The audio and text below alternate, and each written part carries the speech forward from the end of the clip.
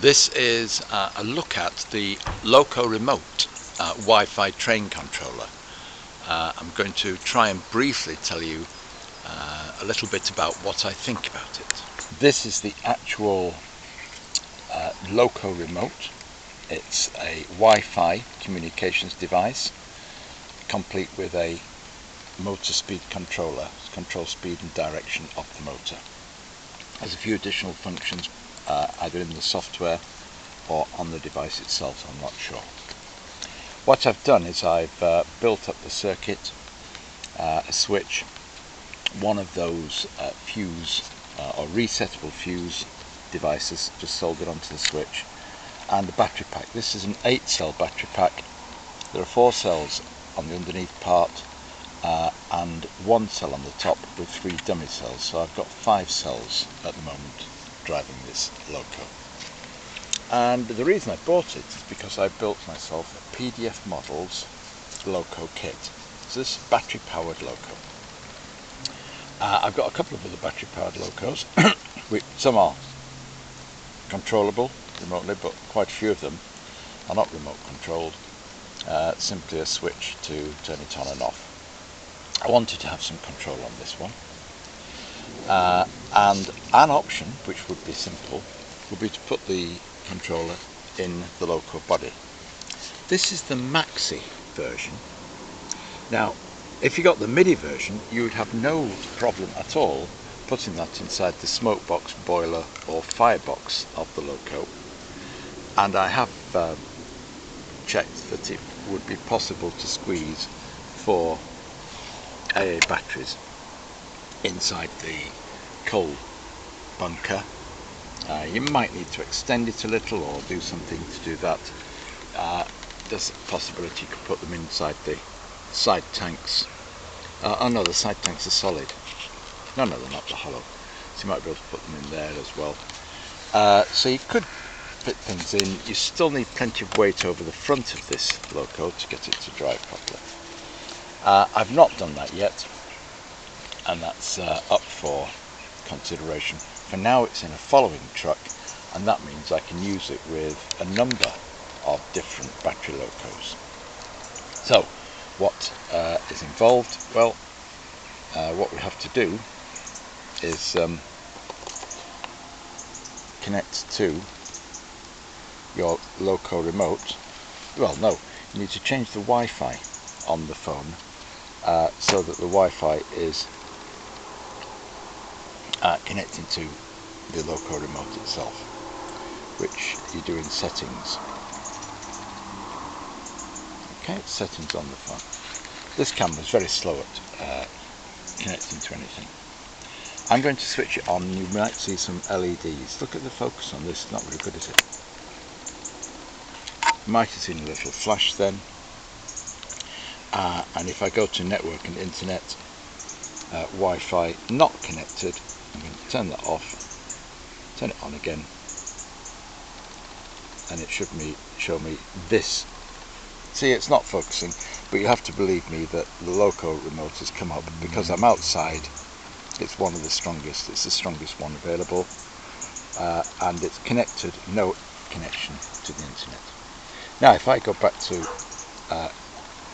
Google, one of these might be Loco Remote. No, it isn't. Let's do a new tab, and I'll type in Loco Remote, but I'll do it off camera. Right, after a little bit of fiddling, it has been possible to bring up the Loco Remote control panel. I had to forget the Wi-Fi network, even though I was using it yesterday quite successfully, and reconnect, entering the password again to get it to start off from scratch. Now that's nothing to do with the, not a problem with the Wi-Fi controller itself. It's a problem with phones and the way they try and always get you onto some data network, whether it be Wi-Fi or 4G, 5G, and you know, it's a very difficult thing. They may have to find a workaround in the software, I don't know, but it's a problem with phones. But it does ultimately create a problem for people that want to use the Loco Remote for controlling their trains. Anyway, so there it is, there's the train, and what I can do is just try and see if it will work. What you see on here is the speed increasing. There it is setting off down the track quite happily, and what I can do is tell it to coast to a stop. It will coast to a stop. Once it has stopped, I can put it into reverse.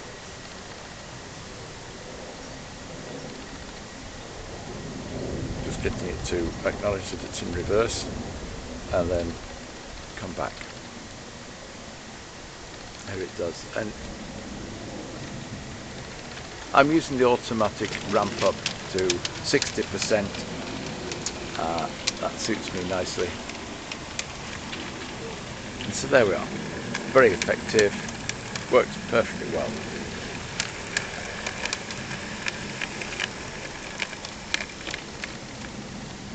And the automatic coasting to a stop is very realistic. I like that. So there we are. That's my PDF models with a Loco Remote there.